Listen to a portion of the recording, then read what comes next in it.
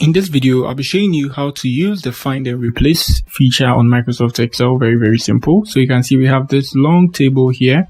I'm going to use the find and replace to find some names and also replace them with some other names as well. So what we are going to do is we just move to the find and replace here. At the home tab here, you come to this section here. You are going to see find and replace. You get it. You see this is find, this is replace.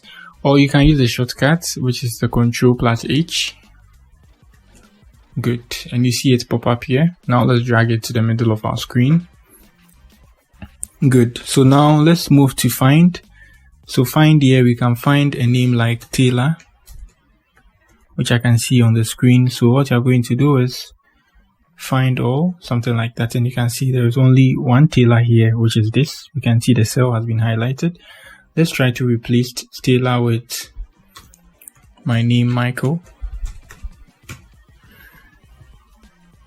Yeah, so we do replace or replace all. If you want to replace for a single word, or if you want to replace every Taylor to Michael, you do a replace all and replace.